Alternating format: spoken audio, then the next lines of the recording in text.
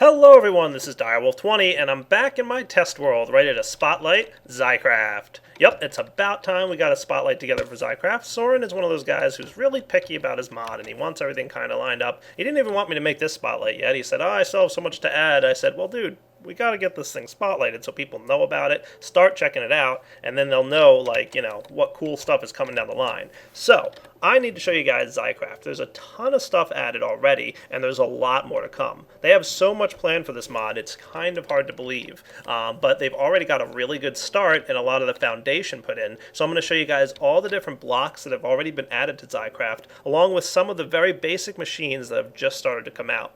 And then I'm going to kind of tease towards the end of this video some of the upcoming machines that might be coming down the line that aren't quite ready yet. But without further ado, I'm going to show you what Xycraft is all about. Like I said, starting with some of the aesthetic choices for a bunch of different blocks that are available to build with, and then moving into some of the cool machines that have already been started. Alright guys, let's get going with Xycraft.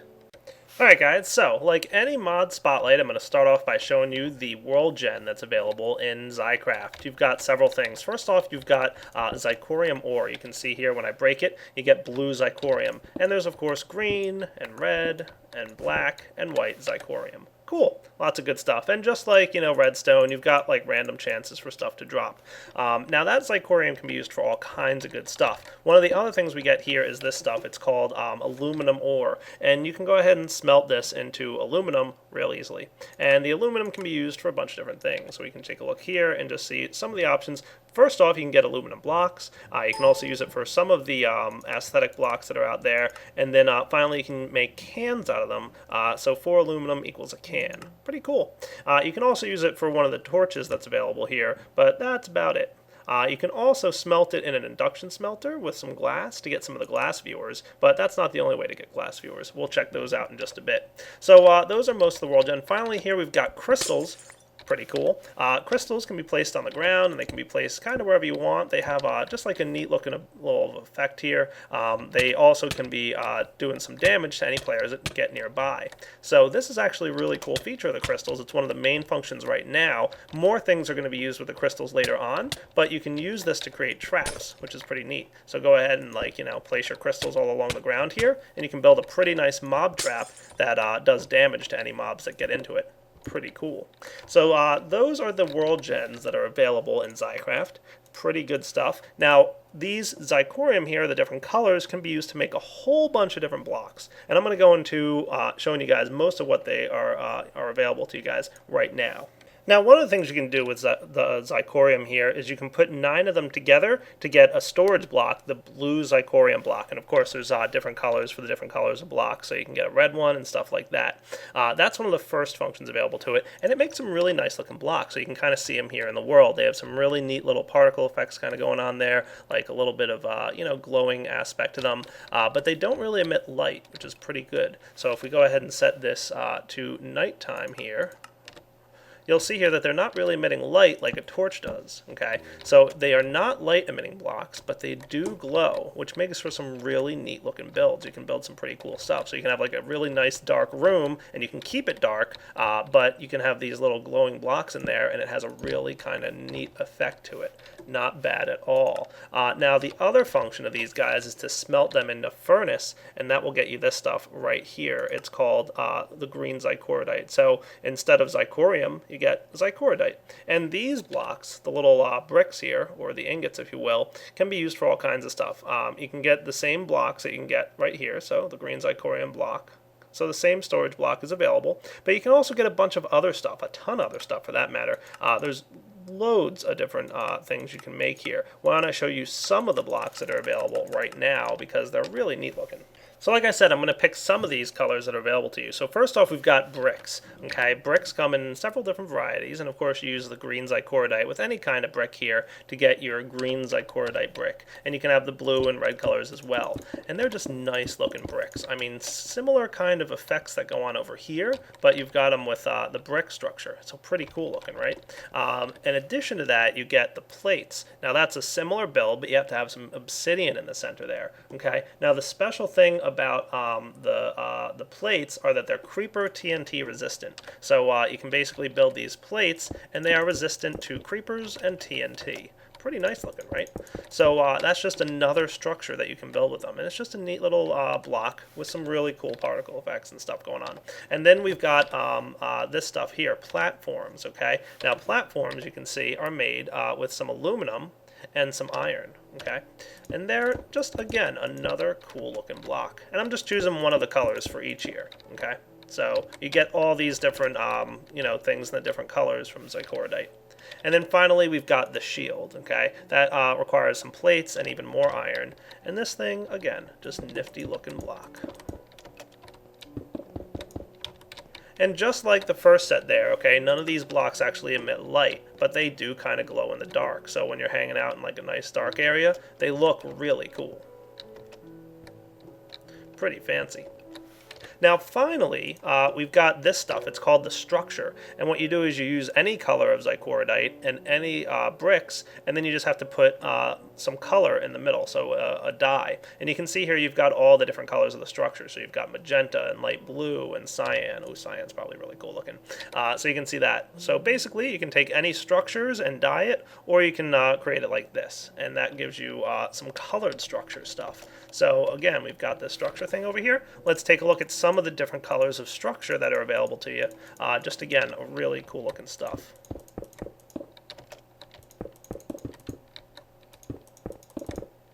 So you can have any colored of the dyes in the structure like that. So these are a lot of the different, aesthetic blocks that you can use to build some really neat looking stuff. I like it. For example, if we were to get some of the black Xycraft bricks, they're really nice looking along with these colored things. So take a look at this, guys. Not bad at all. And the nice thing about the black Xycraft is it's kind of like obsidian in that it really absorbs a lot of light. So when you have a lot of this stuff placed down, it's like, really, really dark, even when you have a torch on it. So you can kind of see there, the torch really doesn't make any kind of a difference on the black Xycraft. Nice. Pretty awesome stuff. And finally, guys, the last of these blocks are the engineering blocks. Now, you can build with these, but they're actually used for a bit more. They just require a piece of redstone in the center there, along with the different kinds of Xycraft, okay? But the engineering bricks can be used for all kinds of cool stuff, and this is where some of the actual functional parts of the mod start to come into play. Different machines and mechanics that we're going to get into right now are used typically with the engineering blocks. So, for example, the blue engineering blocks can be used to create water blocks. They can be used to create the Fabricator and the valves and the item IO. Cool stuff. We're going to get into some of these things right now. So let's talk about the Fabricator. Definitely one of the really cool blocks in Xycraft. It allows for some really nice crafting options. You can see you need any color of engineering bricks. You need a crafting table, some smooth stone, and some iron. Let's take a look at what the Fabricator can do for us. I'm just going to place it down right here in the world. Okay. Now, this guy has a pretty crazy interface, but it's really not as bad as you think. Let's take a look at what's involved. So, in order to get this thing going, we just need to put a recipe in the left side here. So I'm going to go ahead and do my classic furnace recipe. Always nice and easy to demonstrate with. Nice. You can see it used ghost versions of the block. It didn't actually take up the cobblestone. And on the left here, it shows the recipe. In the center, it shows what it's going to make. If you right-click on the center, it's going to completely clear the recipe out of the left side of the table. And you can individually clear things by clicking on the left there. Not bad. Of course, you can click in and remove easily enough. Okay. Now, in order to craft, all you have to do is place on the right side here some of the components, or all the components really, of what you're going to need in the left. So, for example, if I were to put 32 cobblestone in there, boom, it's going to instantly use up that 32 cobblestone and create 4 furnaces. Nice. Now, the other cool thing about this is the following. If we were to get a chest and place it nearby, it can pull from adjacent inventories. So, if I threw cobble in the chest, it all got sucked up by the Fabricator and turned into a furnace. Awesome. That's pretty cool.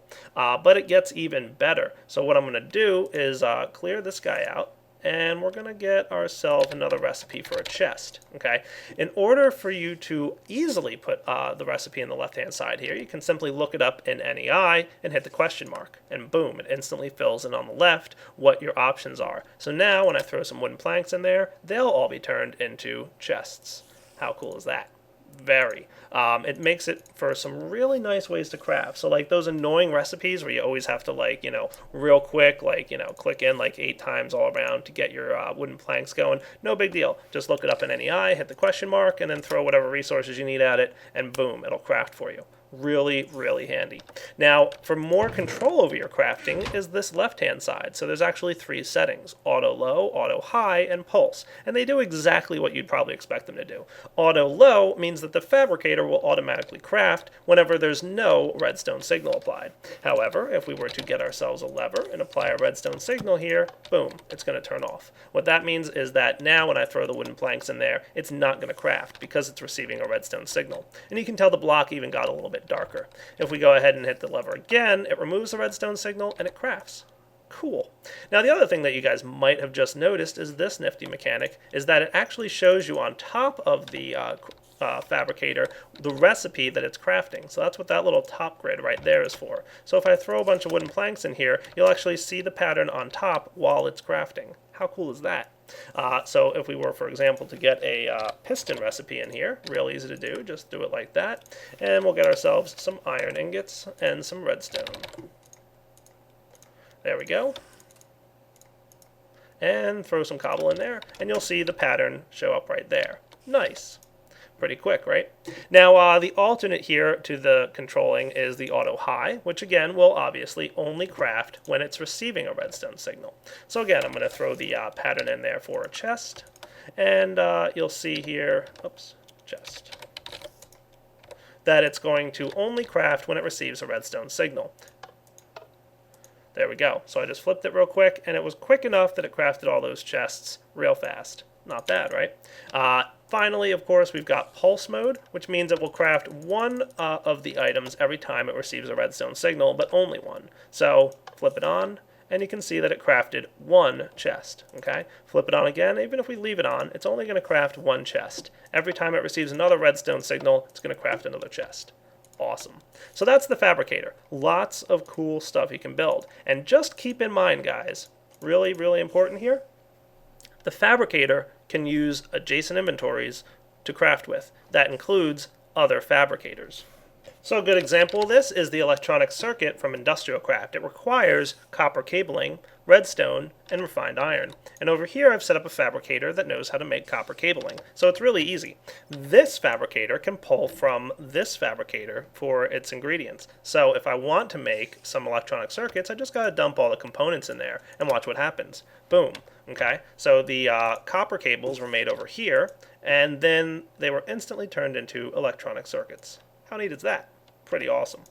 So the electronic circuits were made using the rubber and the copper cabling that was made over here, and this guy got its ingredients, the rubber and the copper ingots, from this inventory. So they can share inventories pretty easily. Remember, it's automatically storing what it needs. Now the only thing it can't do is automatically dump out into an adjacent inventory. You need to use wooden pipes or filters or transposers, some other mod that can pull items out of an inventory to get it moved into another spot like a chest or something. But otherwise, they're pretty epic blocks.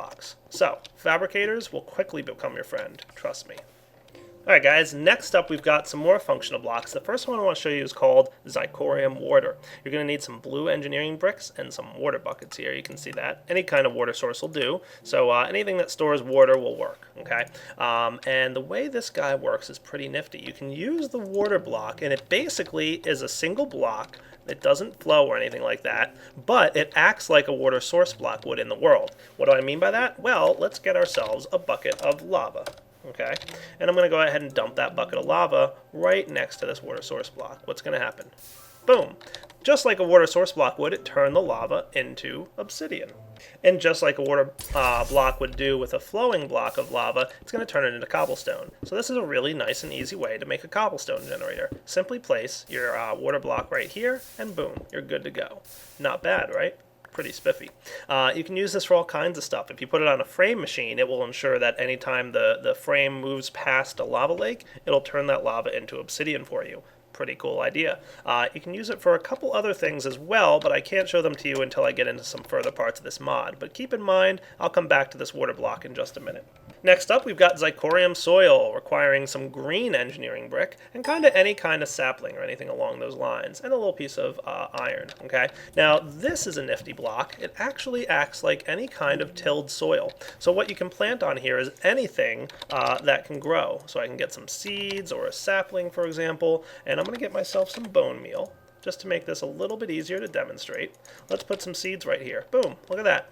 Seeds. Nice. And you can go ahead and grow them, and it'll grow the seeds just fine. Don't have to worry about water nearby. Don't have to worry about anything along those lines. You can grow trees. You can even grow cactus. So it does work as a cactus growth right there, so you don't have to have it on sand. You can also grow sugarcane. Pretty much anything that can be grown anywhere in the world will work here. The other nice bit of information about this block is it actually increases the speed at which the plant on it grows. So it makes it grow just a little bit faster. All right. Now, the other cool part is that these things stack. So if, let's say, for example, I don't know what the exact numbers are, but if this makes it grow twice as fast, then this guy here will make it grow even faster, and faster, and faster, and faster. Now, it's not going to get ridiculous. I think Chicken Bones on our server has like 30 of these guys stacked up on top of each other, and his reeds grow like once every 20 seconds or so. So it does take a lot to get like to an excessive amount, but it's pretty neat mechanic. Basically, the more you have stacked, the faster the block on top grows. And even just one, like I said, will increase the speed at which it grows. So, you know, definitely useful blocks to use if you want to have a farm and just have a little bit more manageability about what can grow there. You don't have to worry about it. You can grow, you know, cactus to sugarcane to whatever. No water blocks nearby needed. Pretty neat. Alright guys, next up we've got this interesting block. It's called the fire basin. Now it has some uses coming up in the future, but for now, just think of it as a little bit of an expensive piece of nether brick. Okay, so you can go ahead and get yourself some flint, and just go ahead and light it on fire. Boom. And it's going to constantly burn. It'll never burn out. So that's all you need to know, is the fire basin has future uses. Keep that in mind. There's more stuff coming up with this, but for now it exists and you can light it on fire.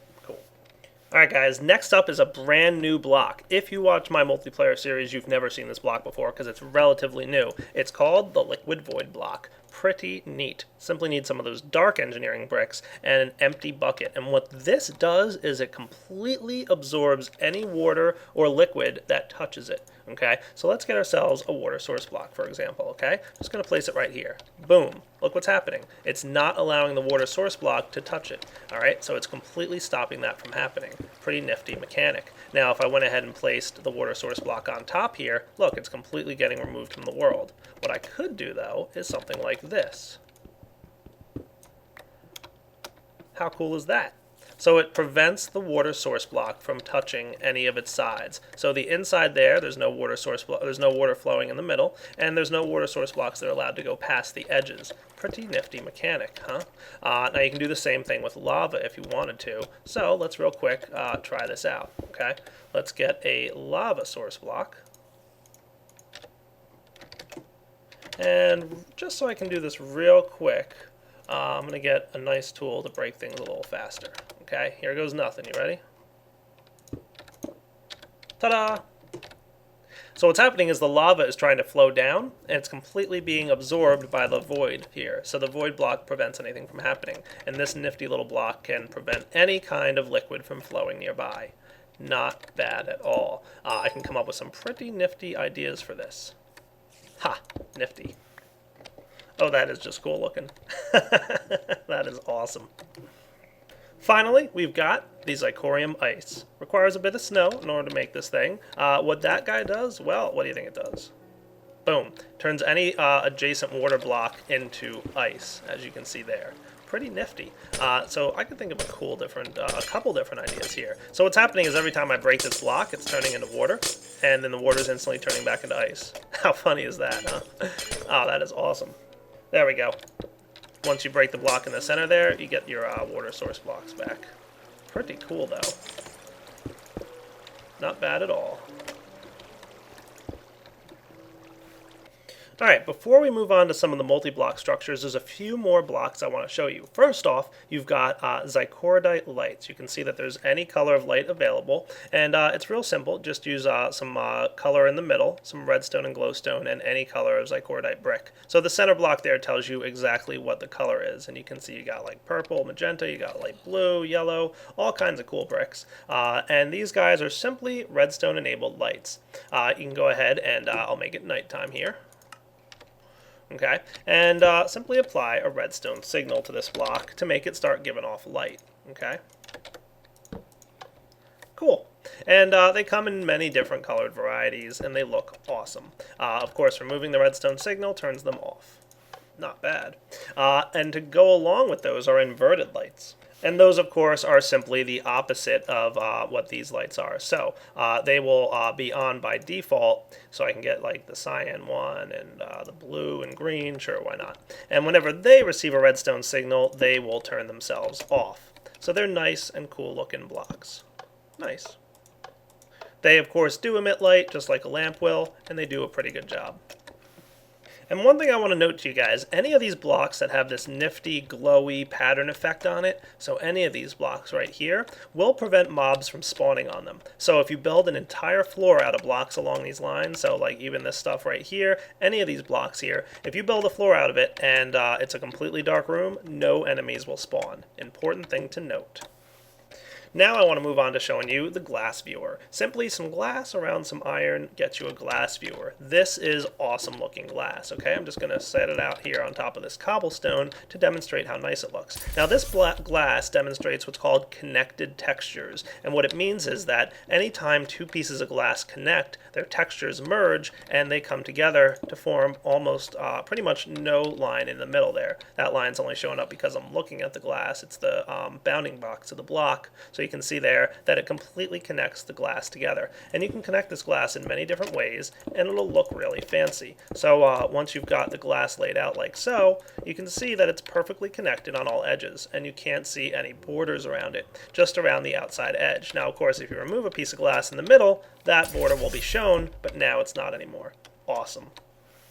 Alright guys, let's move on to checking out our very first multi-block. For that, we're going to need this block right here called the valve. Okay, this is what's going to allow you to create a multi-block tank. You need any color of engineering brick, some iron bars, and a bucket. Now the cool thing about multi-blocks is you can make them out of any solid block. Okay, now he's purposely gone ahead and made it so that you can't use there we go, getting some marble brick just to demonstrate. You can't use like sand or some silly stuff on the edges because after all this is a tank, it's holding water. Sand wouldn't make much sense. Also, sand's falling mechanic would also be a bad thing. But pretty much any solid block can be used. Now the smallest multi-block you can build is the 3x3. So I'm going to build a 3x3 block here. Okay. Now the outer edges have to be made with this solid material like this. But, you know, the walls of this multi-block can be made with glass, and I'm going to do that.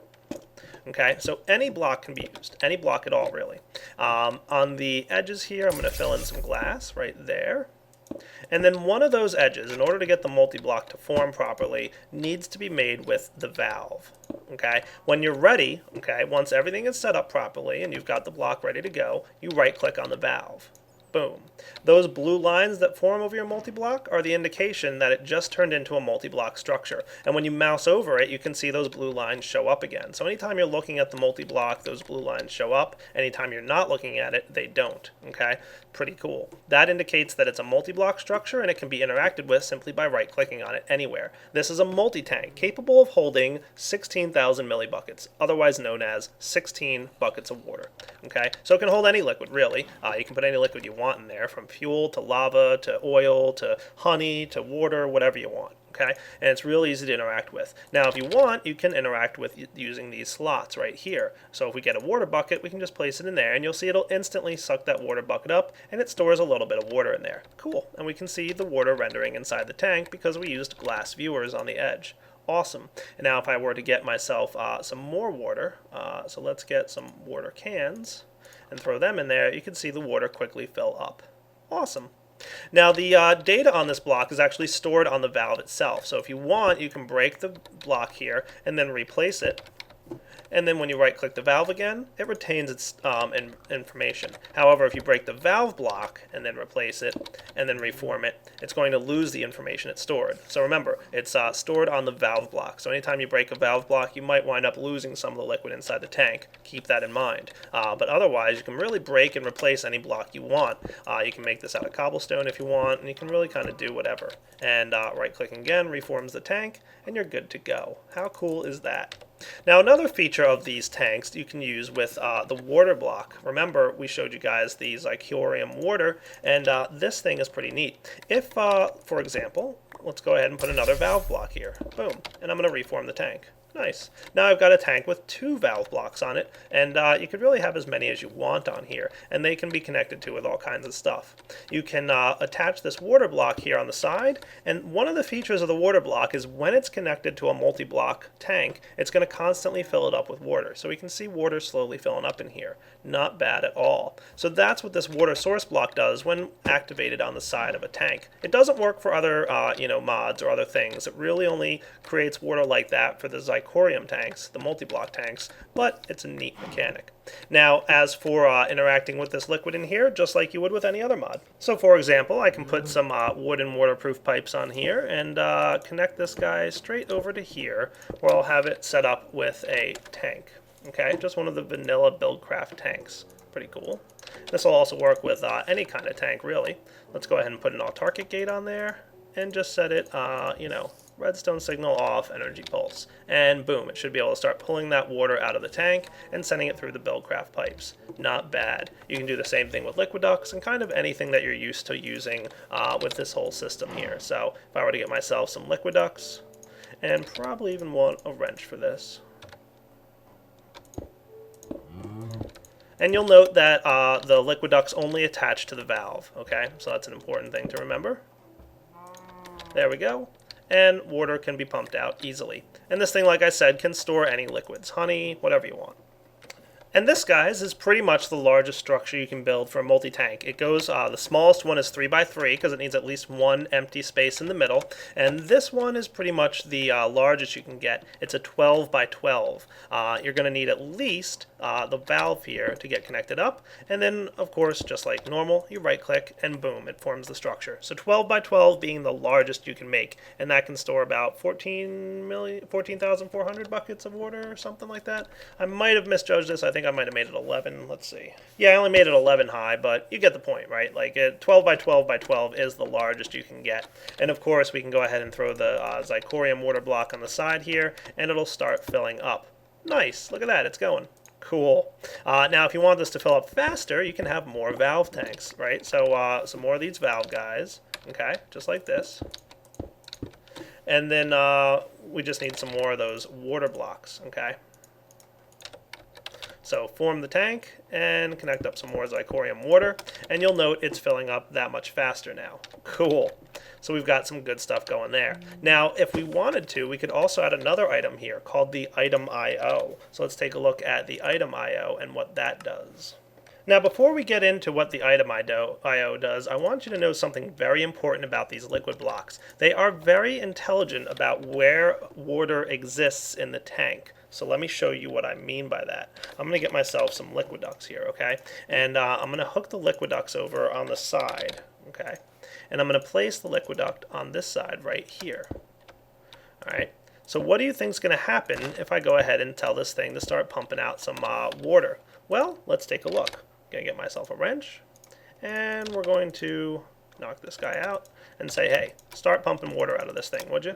Now, I might need to do something a little different here. There we go. Let's just put this lever on and say, hey, pump water out. Why isn't it pumping out? Well, the water hasn't quite yet reached this level. So what's going to happen is it's not going to pump water out of the multi-tank until it reaches the level where it's hitting that valve block. All right, so let's get a slightly smaller tank here to demonstrate this a little better. So to demonstrate more clearly what I mean, let's take a look. I've got some stuff here, okay? Now what I'm going to do is get myself a bunch of water just to make this quick and easy to understand. We'll get some water capsules, okay? Now I'm going to throw a few water capsules in here, and we should see inside that the water has risen up to about the level of the first of the valves. Now if I try and pump it out of here or here, it's not going to work because the water isn't that high yet. Makes sense, right? And if I try and pump it out of this one, though, it should have no problem draining out. Cool. Now, of course, if I turn that off and throw some more water in there, like that much, okay, now the water has risen to a level where it should be able to get pumped out of that block up there. But once it drains beyond that point, okay, so we can see it just got just low enough that it can't hit that valve anymore, it stops draining, even though there's more water in the tank, okay? But of course, this valve over here can drain, okay?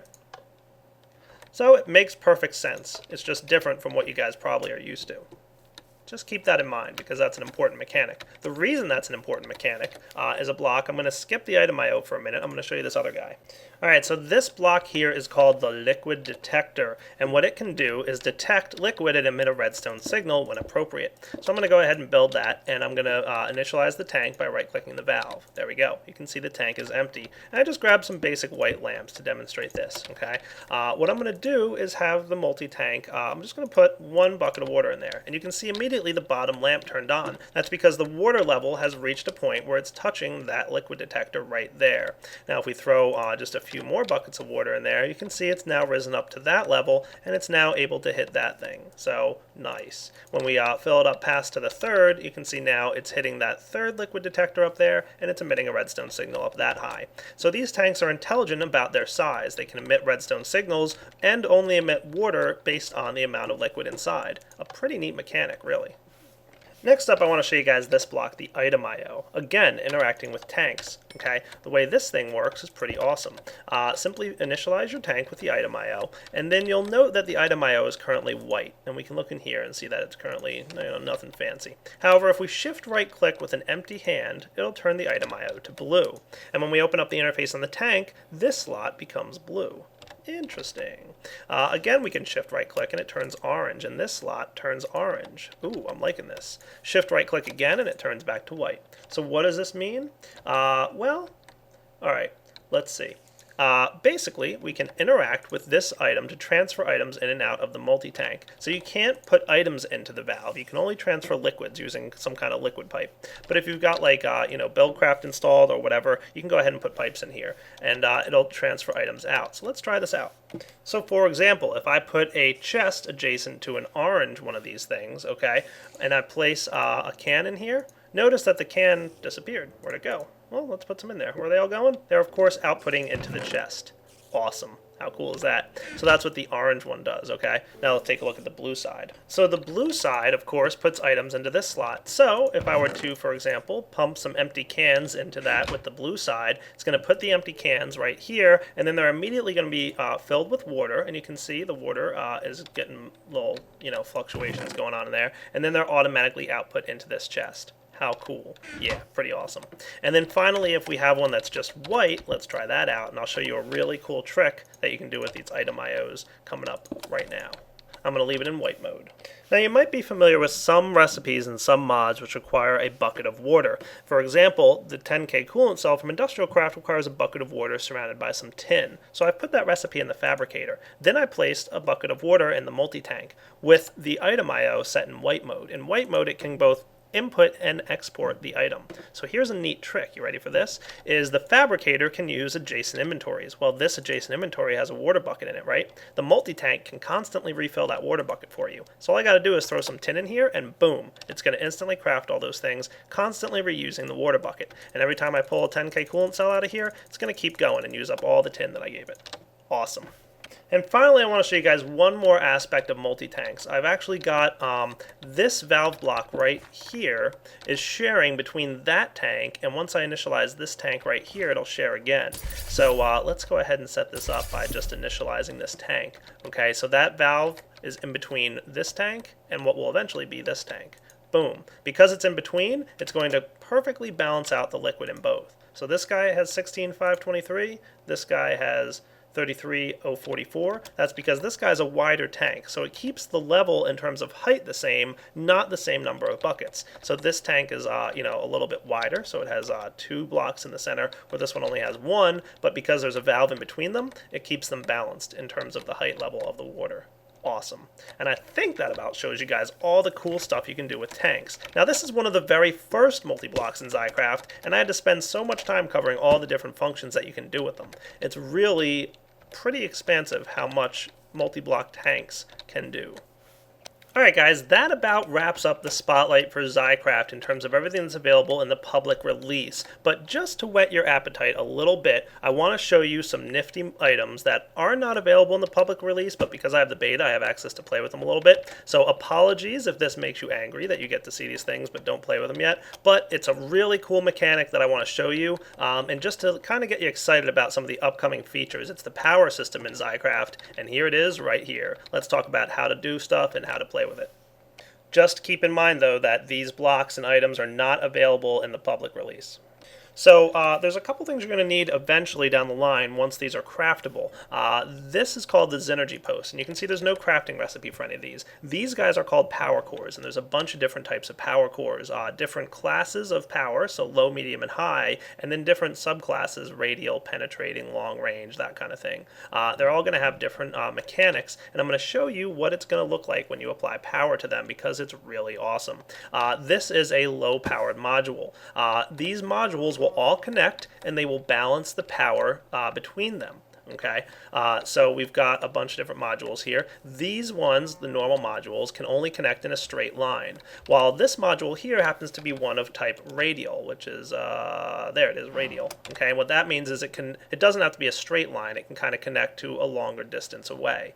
Okay, pretty nifty stuff. So let's take a look what happens. I've got what's called the Xynergy tool, and you want to hit the hold down the shift key and hit tilde, which is the number next to the 1. It's that little button to the left of the number 1 on your keyboard, and then you can type in how much of the Xynergy you want to apply. Now this is just a test mechanic. It's only for testing out this tool, but it is a good way to demonstrate to you guys what's going to happen. So just imagine in the future that you're going to have to build a multi-block machine that generates power, and then that power will sync up with this guy, which will then evenly distribute to all the nearby Xynergy nodes, and then those power cores can power different machines. Okay, you ready for this? To check the Xynergy, just right click and it says it contains 0 power. To draw energy out of the system using this tool, shift right click. And again, this is just a debug tool. It's only right now being used to test this feature. You're going to have to build your own power plant. To apply energy, control right click. And like I said, it's going to evenly distribute the energy between all the nodes. Here goes nothing. Right click. Boom.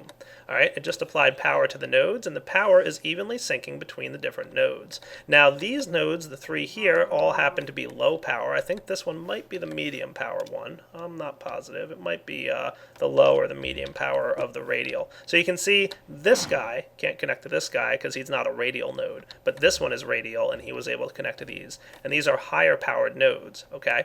Nice, right?